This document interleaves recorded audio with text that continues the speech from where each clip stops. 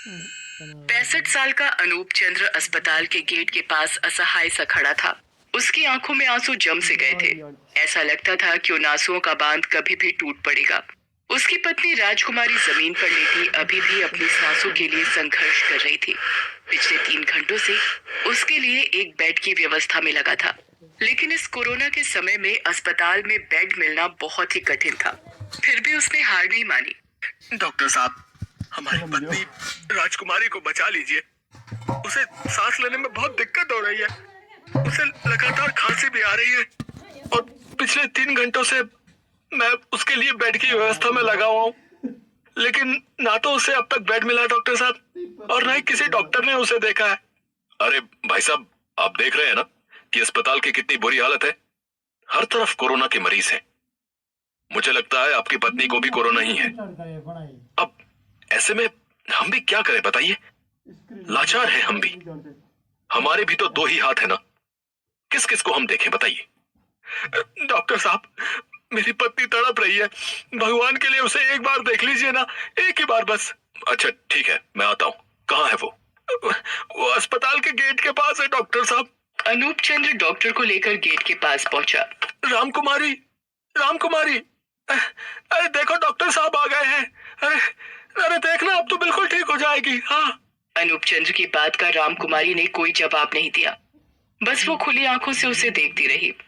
Doctor ने उसके सीने पर आला लगाया, फिर उसकी नब्ज को देखा। बाबा, ये अब जीवित नहीं है। अरे डॉक्टर साहब, ऐसा मत कहिए। अभी तो बेचारी यहाँ हमसे बात कर रही थी। हाँ, अरे उसको, हाँ उसको सांस लेने में भले ही दिक्कत हो रही थी। अरे आप ठीक से देख लीजिए ना डॉक्टर साहब, एक बार देख लीजिए डॉक्टर साहब, एक बार। बाबा, मैंने देख लिया, वो अब आपको छोड़कर जा चुकी है। ये कहकर डॉक्टर वहां से चले गए।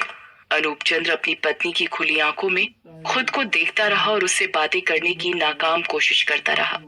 रामकुमारी, देखो ना, डॉक्टर कह रहा है कि तुम हमको छोड़कर चली गई हो। डॉक्टर साहब को कुछ नहीं पता है। चलो चलो बातें करो हमसे, हम नहीं जानते। हाँ, और जल्दी जल्दी ठीक हो जाओ तुम। तुम्हारे साथ हमको भुट्टा खाना है। कल शाम की ही तो बात है।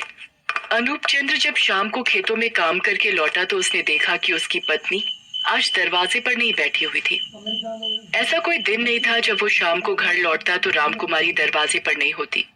अनूप चंद्र और रामकुमारी एक दूसरे से बहुत प्यार करते थे।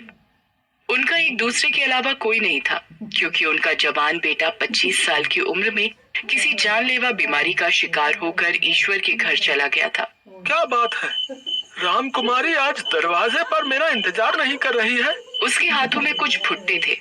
वो घर के बाहर से ही अपनी पत्नी को आवाज लगाते हुए बोला, रामकुमारी, अरे ओ रामकुमारी, अरे भाई कहाँ हो तुम?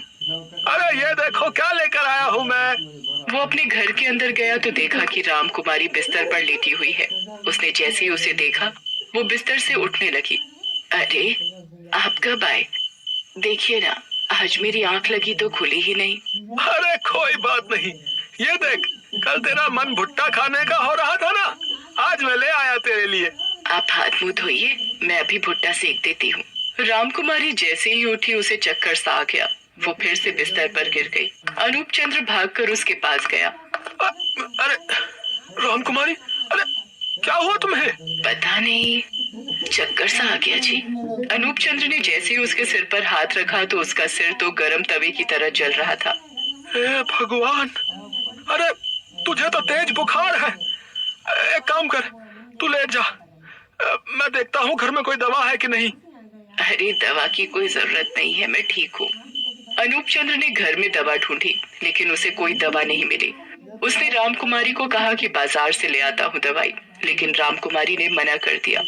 वो अपने पड़ोसी के पास भी गया, लेकिन उसके घर पर ताला लगा हुआ था। जब वो अपने घर वापस लौटा तो उसने देखा कि रामकुमारी फिर से सो गई है। उसने पानी की ठंडी पट्टी उसके सिर पर रखना शुरू कर दिया। रामकुमारी की आंख खुल गई। मैंने आपको परेशान कर दिया ना? अरे ऐसा क्यों कह रही हो? है परेशान कर दिया? अरे मैं भी तो कितनी बार बीमार पड़ा हूँ बताओ।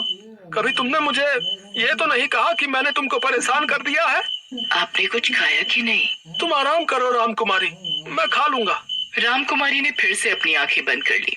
अनूप चंद्र उसके बगल में ही लेट गया, लेकिन रात को रामकुमारी की तबीयत और बिगड़ने लगी।